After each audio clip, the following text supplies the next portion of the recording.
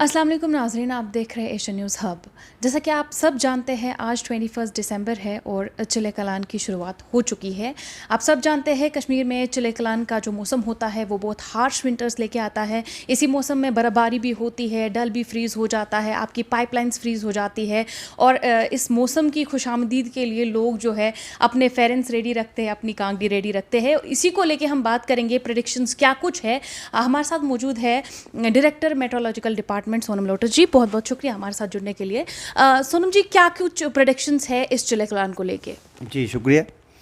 जैसे पहले फोरकास्ट किया था कि 23 और 24 के दरमियान, 23, 24, 25 के दरमियान ज़्यादा ठीक बर्फ़बारी होने का अभी कोई ऐसा लग नहीं। द सिस्टम हैज़ वीकन्ड, जो वेस्टर्न डिस्टर्बेंस था कमज़ोर हुआ है, जिसकी वजह से परसों यानी 23, 24 और 25 के दरमियान मौसम ओवरऑल जो है क्लाउडी यानी उबरआलूद रहेगा जम्मू कश्मीर और लद्दाख में। तो पहाड़ी इलाकों में चंद जगहों पे हल्की फुल्की बर्फ़ भी होने का इम्कान है 23 और 24 के बीच में, लेकिन देयर इज़ अप टू 26 जो है मौसम ठीक ही रहने का इम्कान है। अब बीच बीच में थोड़ा उबरआलूद रहेगा, लेकिन हेवी स्नोफॉल का कोई फोरकास्ट नहीं है 26 तारीख तक। देन 27 और 28 के बीच में, स्पेशली ऑन 27 एक western disturbance of stronger intensity, एक एक्टिव वेस्टर्न डिस्टर्बेंस अभी इफेक्ट करने का इम्कान है।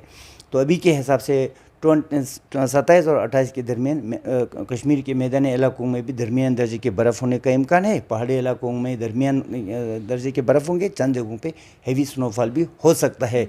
उसी तरह जम्मू में बारिश और लद्दाख में खास करके कारगिल रीजन में दरमियान दर्जे के बर्फ़ होने का इम्कान है 27 और 28 को। लेकिन ये आने वाले दिनों में अभी क्या subject to change, this is subject to change, थोड़ा मॉडिफाई भी हो सकता है। जैसे 23 और 25 के दरमियान हमने बोला था हेवी स्नोफॉल, अभी we have downgraded that advisory and the same way.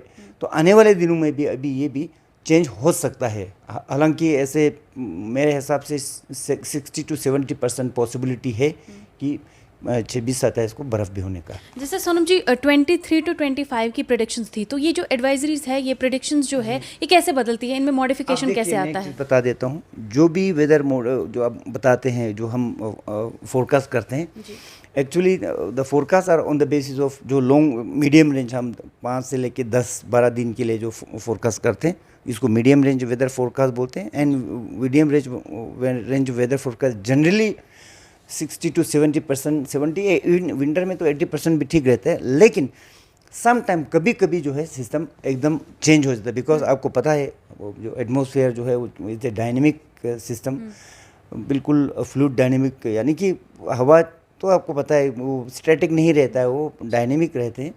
तो जिसकी वजह से कभी कभी ये चेंज भी हो जाता है। और जो हम वेदर फोरकास्ट जो मॉडल से आउटपुट लेके आते हैं, वो इनिशियल कंडीशन यानी कि प्रेजेंट आपकी जो एटमॉस्फेयर है कैसे बिहेव करता है, आपके हवा टेम्परेचर क्या है, विंड डायरेक्शन क्या है, प्रेशर किस लेवल पे है, अगर उनमें कभी फिर उसी के हिसाब से फिर फ्यूचर फोरकास्ट हैं, फ्यूचर जो है वो फोरकास्ट करते हैं।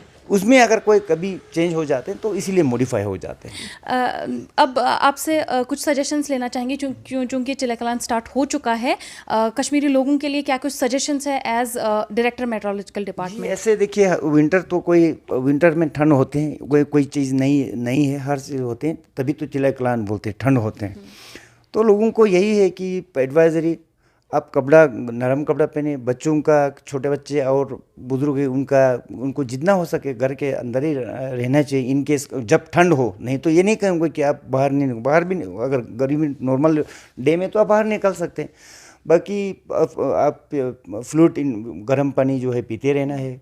इन केस ठंड जब आप बुखारी जलाते तो संभाल के जलाना है, पूरा बीच बीच में आप दरवाज़ा खिड़की खोलना है, नहीं तो सफोकेशन भी हो जाते हैं, क्योंकि आप घर के अंदर वेंटिलेशन पुअर होने की वजह से कभी कभी कार्बन मोनोऑक्साइड का कंसंट्रेशन बढ़ जाते हैं। ऐसा ना हो, बीच बीच में वेंटिलेशन, प्रॉपर वेंटिलेशन होना चाहिए।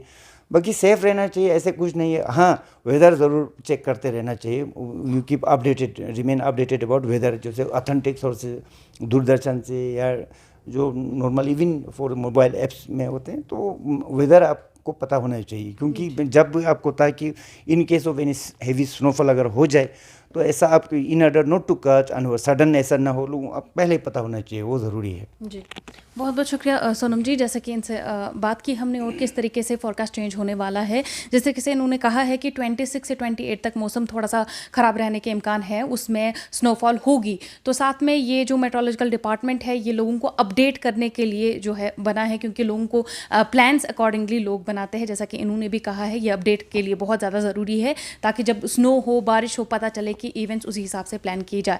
फिलहाल के लिए हम आप तक ये खबर पहुंचा रहे थे, आगे भी ऐसी खबरें आप तक पहुंचाते रहेंगे। फिलहाल के लिए मुझे दीजिए इजाज़त। शेख दानिश के साथ मैं Faza Zainab, Asian News Hub Srinagar.